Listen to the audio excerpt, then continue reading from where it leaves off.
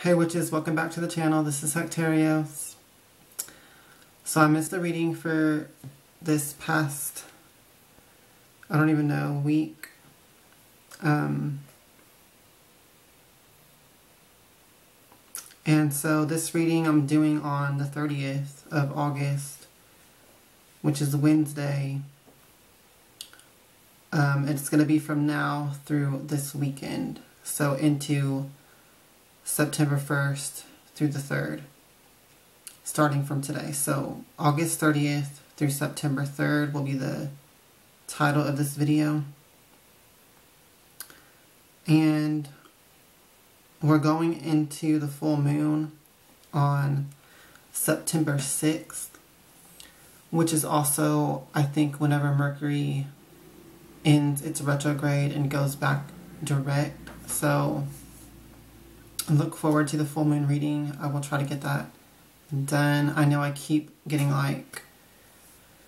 behind on my readings lately, but I'm trying to get everything back on track. I also want to mention real quick, I'm also going to be doing some topic videos soon. I'm going to do a video on scrying mirrors, in particular black scrying mirrors, and how I use them personally, which is more in the context of for ritual evocations and stuff like that, spirit communication. That's how I use them. It's not in the aspect of scrying for divination, to see the future and stuff like that. It's more just to connect with spirits is how I use them, and so that's what I'm going to be doing the video on. So that's coming up. And I'm also going to be doing a video on familiars and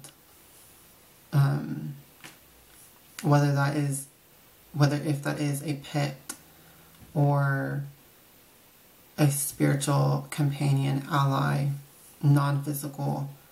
I'm going to be doing a video on that soon as well.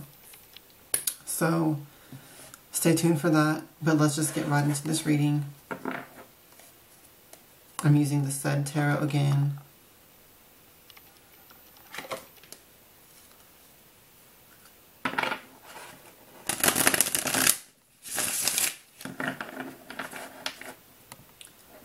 Now I align myself with the Most High God and the Holy Spirit Hecate. Please communicate the truth to me through these cards so that I may be guided for the highest good of all. Thank you, and so let it be.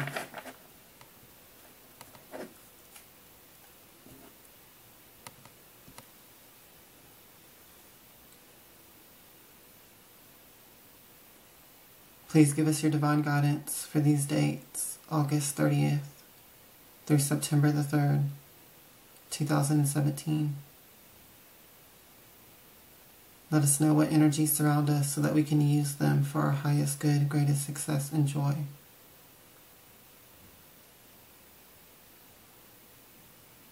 Thank you, and so let it be.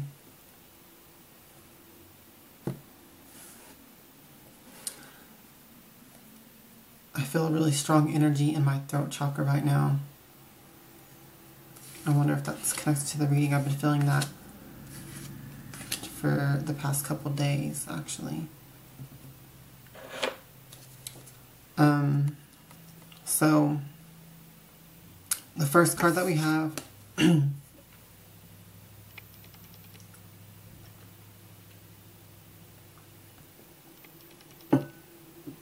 the Five of Wands.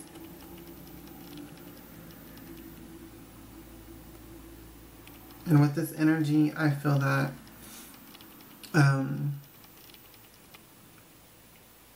this is an energy of commotion. It's an energy of, could be conflict, competition,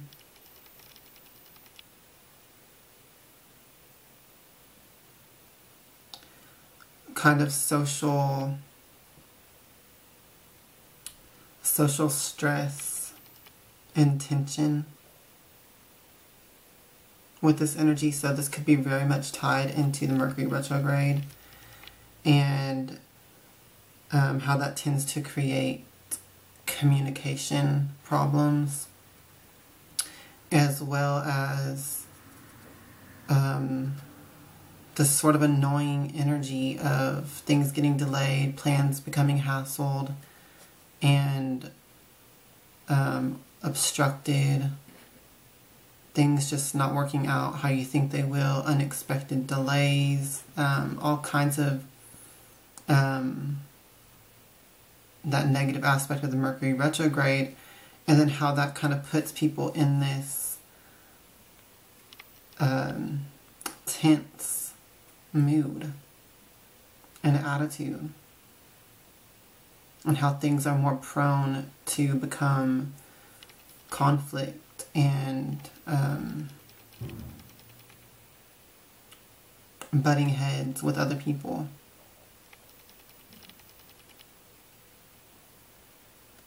So the message with this card, the lesson with this card, the advice, is to try to turn that kind of energy into something that actually motivates you. Sometimes when we are in competition with other people, it pushes us to do better. It pushes us to become a better aspect, a better version of ourselves. I know with this past solar eclipse reading that I did, and just in the past days leading up to it and after it, I kept seeing a vision of the Ouroboros serpent in my mind's eye, associated to the eclipse, and the energy that was bringing to me was this energy of the eternal return, the energy of being a witch or a practitioner of magic and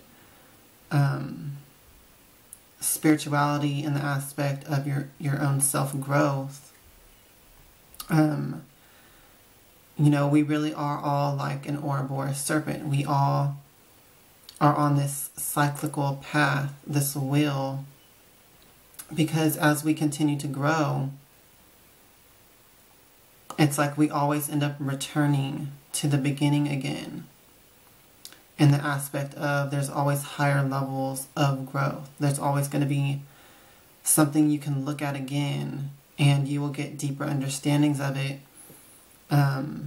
the further that you progress on your path.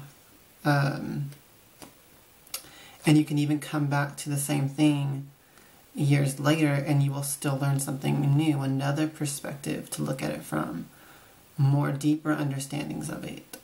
And I feel like that applies to your entire spiritual path itself. Like you can start over again from the beginning of it, and it will be like another initiation, a deeper quest, and that type of energy. So even if this card isn't talking about conflict or that competition energy with other people, this could just be an energy that you feel within yourself, like you're at odds with yourself or with certain aspects of yourself. And let that motivate you to push for deeper understandings. Let that motivate you to start over again if you have to, or to go back to the basics and see, you know, just to do it and see what happens, see what will blossom from that. Even if you don't think that anything will come of it, it usually does. Things will start clicking, things will start triggering. That's just how it works. But if this energy is coming up in conflict with others, just aim for cooperation somehow. Try to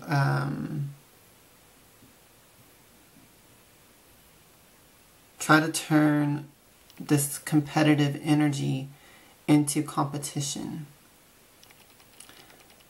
friendly competition where, you know, you're bringing out the best in each other.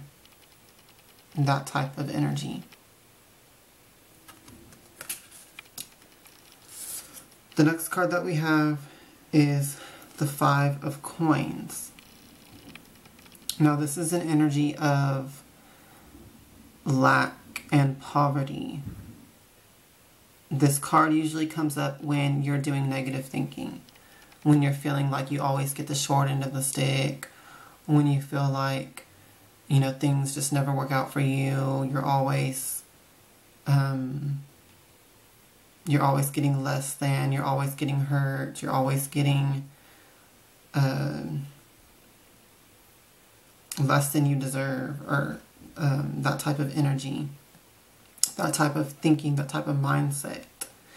And in reality, that's not true. But thinking that way is not good for you, because what you can do when you think like that is you can prevent yourself from even trying. You can prevent yourself from having optimism and hope. And optimism and hope is what really motivates you. It's what really propels you to keep trying, to start new things and new projects and things like that. And if you don't have that, if you're always thinking that you get less than you deserve, if you're always thinking negative like this, you're probably not even going to try anymore. You're probably just going to give up before you even begin.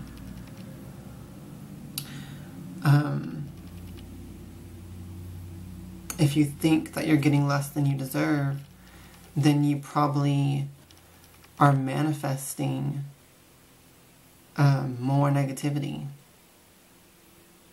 more poverty and lack for yourself. You need to get in the vibration of attracting what you do want. You need to get in the vibration of abundance instead of lack, and prosperity instead of poverty. Get in that type of mindset. Just look around you at the things that you do have, and, you know, think of all the things that you have accomplished and that you have attained. Chances are that, yeah, a lot of us have failed in manifesting certain things. A lot of us have not gotten certain things that we've wanted. But how many things have you gotten that you did want? How many things have you been able to manifest? How far have you been able to reach in your goals and aspirations? Chances are you have come a long way and you have manifested a lot. So don't think that you're always only getting, you know, a little, or that you're never getting what you want. This is just a temporary negative mindset based on a few experiences. Okay? The human mind, when it's untrained, it loves to be negative, because that's a type of thinking that kind of helps you survive. If you're always kind of pessimistic and looking at what could go wrong and things like that, that's like a survival mechanism. And the human mind likes to be like that when it's not trained. But you can train your mind to only, well, I don't want to say ignore that type of thinking, because there is positive uses to that. If you look at things that are negative in your life and then don't dwell on how it's negative and how you're a victim to it, but look at the negative things and then instantly come up with, how can I remedy this? What is the solution to this? How can I fix it? Okay, if you think of negative things and then you instantly start applying, you know, what can you do about it? That's fine. But you don't want to get in this type of energy where you're staying stuck there. Okay? And the final card is the Four of Swords. So with this energy, there's really like,